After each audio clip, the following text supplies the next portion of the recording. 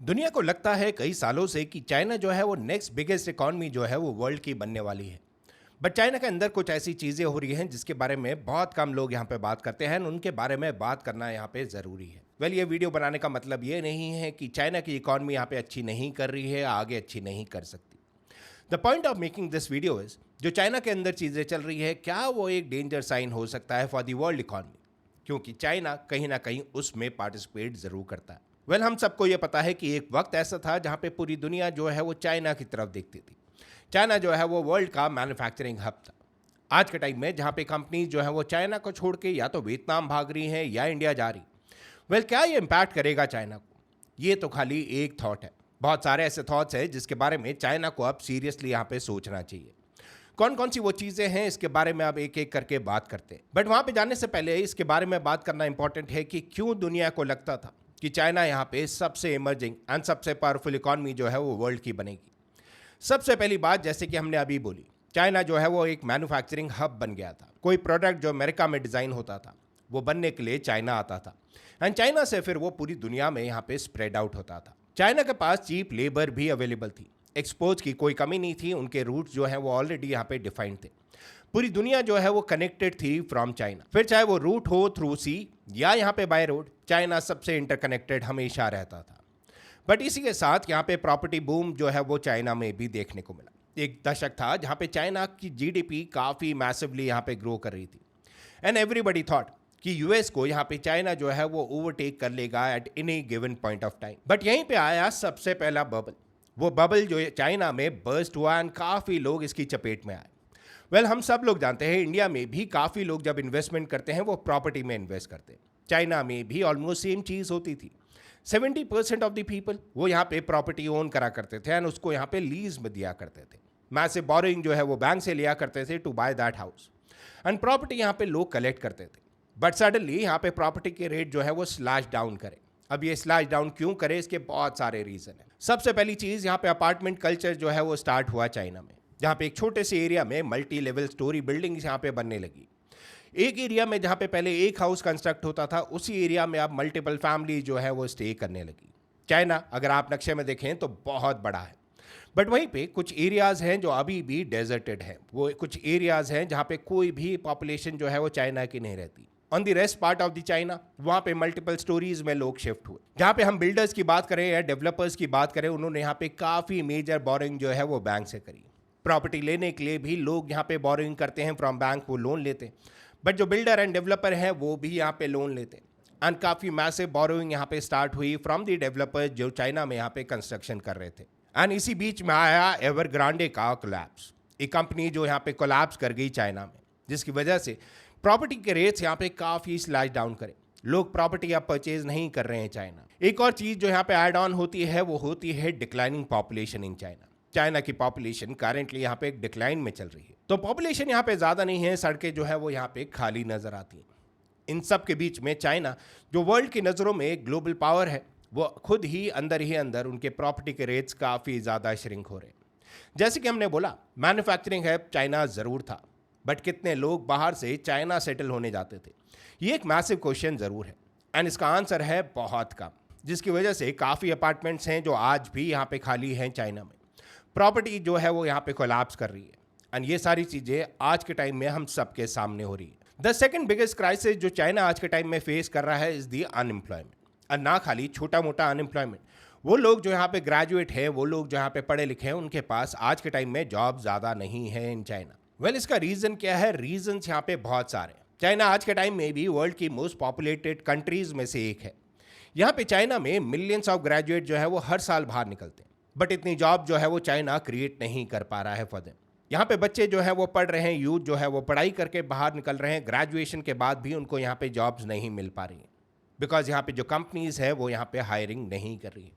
एक लेवल तक ही यहाँ पे एम्प्लॉय जो है वो चाहिए होते हैं ना कंपनी, वो जैसे यहाँ पे फुलफिल हो जाते हैं, उसके बाद कोई नई हायरिंग यहाँ पे नहीं हुई एंड काफ़ी लोग यहाँ पे अनएम्प्लॉयड आज के टाइम में हैं इन चाइना। एंड उसी के साथ ज़्यादा हाई पे जॉब जो है वो चाइना में बची नहीं है। जैसे कि हमने पहले भी बात करी थी, चाइना का लेबर यहाँ पे काफ़ी चीप था, बट आज के टाइम में वो लेबर कॉस्ट भी यहाँ पे इंक्रीज हुई है 2 to 3 टाइम। वो मैन्युफैक्चरिंग यूनिट जो यहाँ पे शिफ्ट हुए हैं from China to Vietnam, well उसका एक एडवांटेज यहाँ पे ज़रूर मिला है उन कंट्रीज़ को जो चीज़ें यहाँ पे बनवाते थे, बिकॉज वियतनाम में लेबर अभी काफ़ी ज़्यादा चीप है as compare to China, and China यहाँ पे उन चीज़ों में टसल कर रहा है, जहाँ पे हाई पेइंग जॉब्स अब चाइना में ज़्यादा नहीं बची है। वेल यूथ जो है वो अभी करेंटली अनएम्प्लॉयड चल रहा है, and on top of that यहाँ पे गवर्नमेंट ने एक छोटे ड्यूरेशन के लिए अनएम्प्लॉयमेंट डेटा जो है वो भी पब्लिश करना यहाँ पे बंद कर दिया था।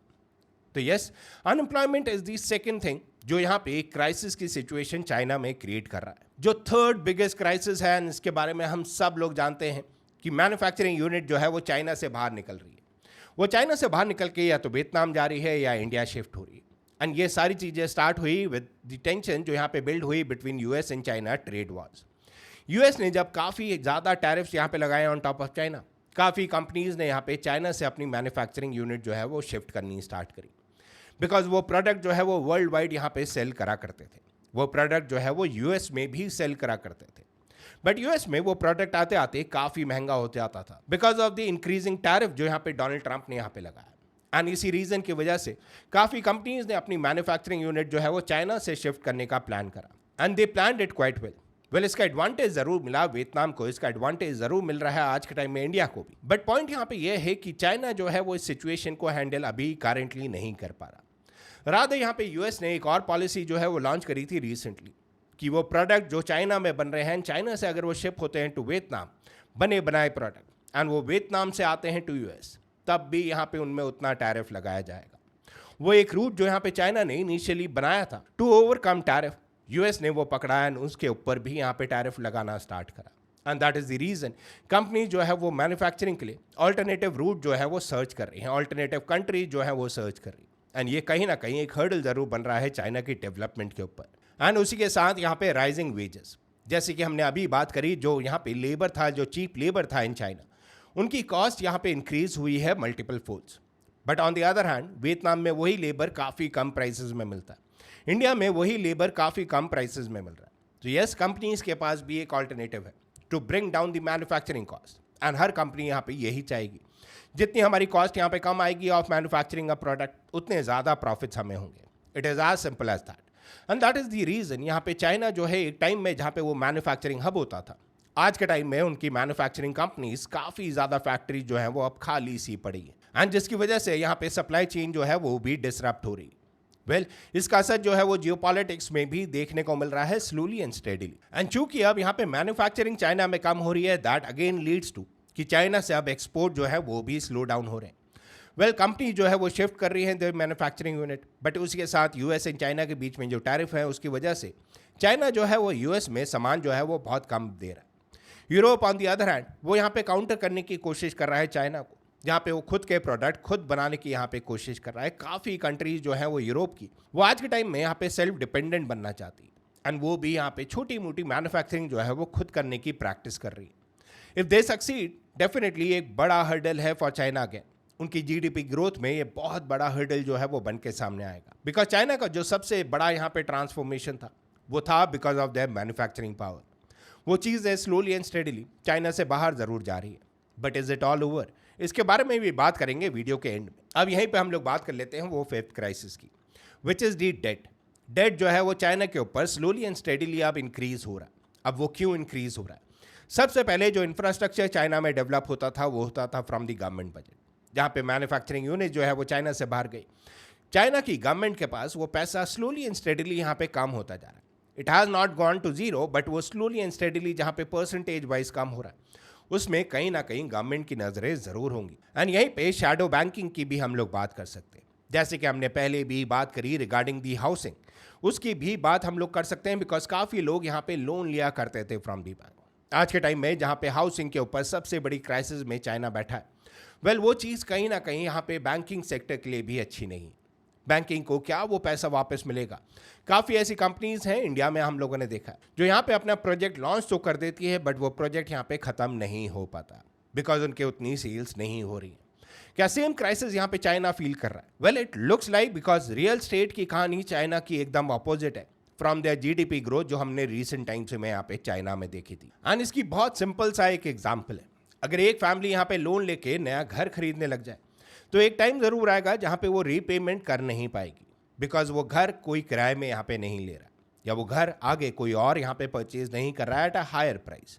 लॉस में डेफिनेटली कोई भी अपनी प्रॉपर्टी सेल नहीं करना चाहता, ये हम सब लोग जानते हैं। तो ये क्राइसिस जो है वो चाइना में करंटली चल रहे हैं and on top of it यहाँ पे शी जिनपिंग की कुछ पॉलिसीज जो चाइना के लिए यहाँ पे डेफिनेटली अच्छी नहीं है।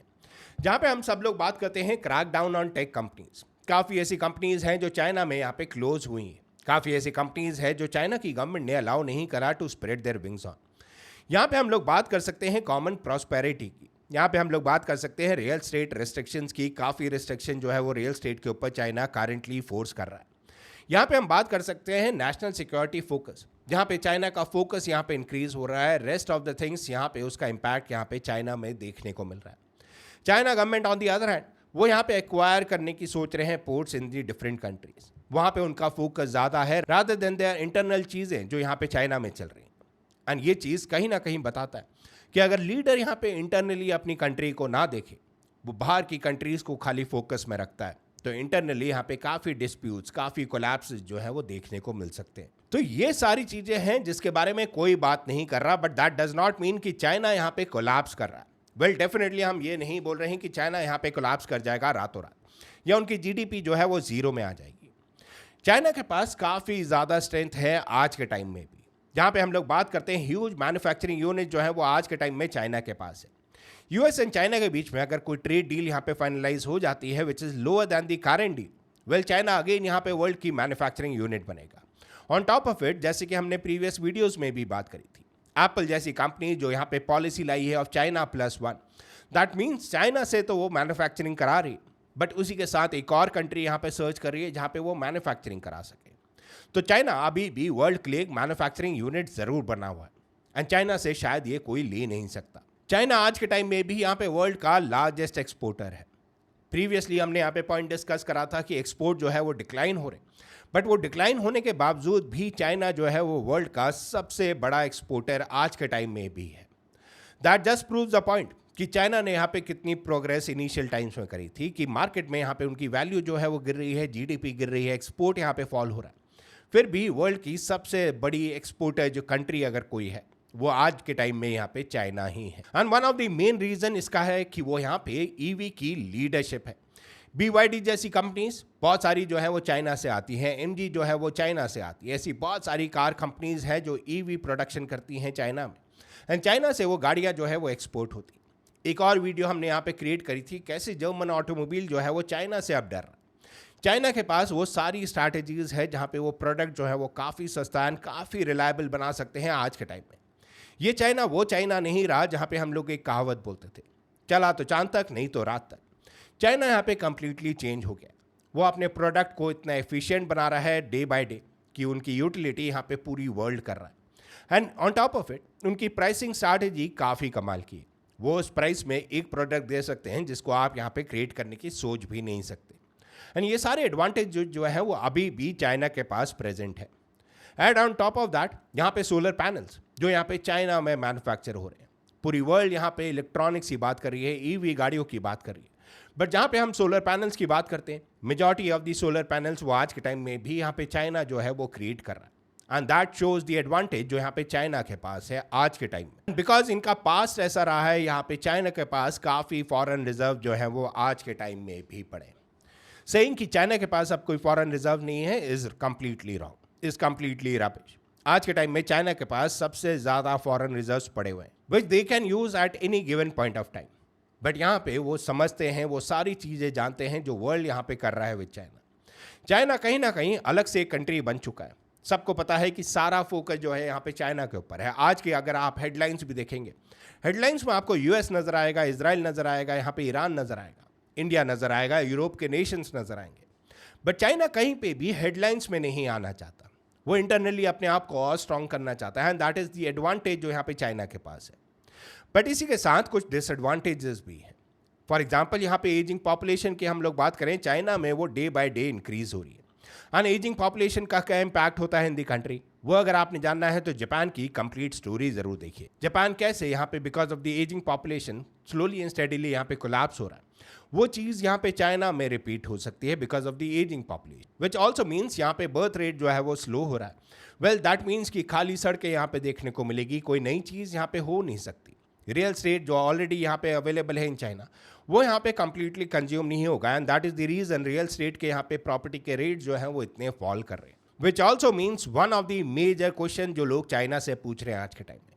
अगर आपके यहाँ पे पॉपुलेशन जो है वो फॉल कर रही है, बर्थ रेट जो है वो फॉल कर रहा है, तो वो जो चीप लेबर जो आपका सबसे बड़ा एडवांटेज था, वो वापस कैसे आएगा आपके पास? And probably that is another reason Vietnam के पास वो चीप लेबर आज के टाइम में है as compare to the labour in China. And ये चीज़ें कहीं ना कहीं कंपनी को मजबूर कर रही है to go on to that strategy, जहाँ पे हम लोग चाइना +1 की बात करते हैं। बट इन सारी चीज़ों का जो चाइना के इंटरनली हो रही है, इसका ग्लोबल इम्पैक्ट भी हमें देखने को मिलेगा। वो इम्पैक्ट हमें देखने को मिलेगा ना खाली इन चाइना, बट ग्लोबली। यहाँ पे हम यूएस की बात करें, इंडिया की बात करें, यूरोप के नेशंस की बात करें, मिडिल ईस्ट की बात करें, सारी जगह वो इम्पैक्ट यहाँ पे देखने को मिलेगा। चाइना जो भी चीज़ें यहाँ पे इंपोर्ट करता था वो यहाँ पे स्लो डाउन होगी, एक्सपोर्ट जो करता था वो यहाँ पे स्लो डाउन होगी। जो नए मैन्युफैक्चरिंग यूनिट यहाँ पे ओपन हुए जा रहे हैं इन वियतनाम एंड इंडिया, क्या वो क्वालिटी जो है वो प्रोवाइड कर पाएंगे जो चाइना के लेबर्स यहाँ पे प्रोवाइड करते थे? वो एक बड़ा क्वेश्चन यहाँ पे पूरी दुनिया के सामने, बिकॉज चाइना में लोगों को आदत थी, इंडिया एंड वियतनाम वो आदत बना रहे हैं, एंड दोनों में काफ़ी ह्यूज डिफरेंस है। यूएस जो चीज़ें इंपोर्ट करता था फ्रॉम चाइना, बाकी की कंट्रीज यहाँ पे अभी भी इंपोर्ट कर रहे हैं at a lower rate. But क्या यूएस में वो चीज़ें जो है वो इंपोर्ट होना बंद हो जाएंगी? जहाँ पे हम एआई की बात करते हैं, डेफिनेटली यूएस एंड चाइना आमने सामने खड़े हैं, बट उसी के साथ क्या यूएस यहाँ पे इग्नोर कर सकता है चाइना को completely? I don't think so. एक टाइम ज़रूर आएगा जहाँ पे यूएस फ्रस्ट्रेट होके वो टैरिफ जो है वो कम करेगा। अब वो कब करता है इसके बारे में कोई स्टेटमेंट हम नहीं दे सकते, बिकॉज जो वहाँ पे बंदा बैठा है वो कब क्या करे किसी को कुछ नहीं पता, and that is the biggest hurdle जो यहाँ पे देखा जा रहा है, बिकॉज इसकी वजह से मिडल ईस्ट भी इम्पैक्ट होगा। अब आप लोग पूछेंगे कैसे? वेल, ऑयल के जहाँ पे हम बात करते हैं, चाइना वो इंपोर्ट कराता है फ्रॉम द मिडल ईस्ट। अगर यहाँ पे मैन्युफैक्चरिंग कम होगी, यहाँ पे जीडीपी स्लो डाउन होगी, तो ऑयल इंपोर्ट्स भी यहाँ पे स्लो डाउन होंगे। यहाँ पे ग्लोबल सप्लाई चेन वो भी इम्पैक्ट होगी, यहाँ पे स्टॉक मार्केट उसमें भी इम्पैक्ट देखने को मिलेगा, बिकॉज चाइना एक रेनाउंड नाम है वर्ल्ड पॉलिटिक्स में। चाइना एक इंपॉर्टेंट रोल प्ले करता है जहाँ पे हम जियो पॉलिटिक्स की बात करते हैं, and definitely the world can not ignore China right now. तो एट द वेरी एंड हम लोग खाली यही कहेंगे, चाइना यहाँ पे ख़त्म नहीं हुआ है, बिल्कुल नहीं हुआ है, ना कि वो होगा in the next few years. But अगले 10 साल यहाँ पे डिफाइन करेगा कि चाइना की ग्रोथ यहाँ पे कैसी रहती है। अगले 10 साल यहाँ पे डिफाइन करेंगे कि चाइना क्या वर्ल्ड की सबसे बिगेस्ट इकॉनमी जो है वो बन सकता है या नहीं, या वो स्लोली एंड स्टेडिली अपनी इकॉनमी को जापान की इकॉनमी की तरह बना देगा, जो यहाँ पे स्लोली एंड स्टेडिली यहाँ पे नीचे गिरती जा रही है। What are your thoughts regarding China? नीचे कमेंट सेक्शन में कमेंट करके जरूर बताना, बिकॉज हम लोगों ने जब भी चाइना का नाम सुना है, वी ऑलवेज थिंक, एंड हमारे माइंड में भी वो पिक्चर आती है जहाँ पे एक कंट्री आती है जो बहुत कुछ कर रही है। हमें एआई रोबोट्स वहाँ पे देखने को मिलते हैं, टैक्सीज देखने को मिलती है जहाँ पे कोई ड्राइवर नहीं है, बट इंटरनली उनकी जो ये फाइट्स हैं जिसके बारे में हम लोगों ने डिस्कस करा, क्या वो यहाँ पे चाइना की इकॉनमी को स्लो डाउन कर सकता है? आपके जो भी थॉट्स हैं do let us know in the comment section below. With that said guys, आज का वीडियो करते हैं पे एंड। आई होप आपको वीडियो अच्छा लगा हो। वीडियो अच्छा लगा हो तो वीडियो को लाइक कर देना, शेयर कर लेना, सब्सक्राइब कर लेना। Stay healthy, stay wire.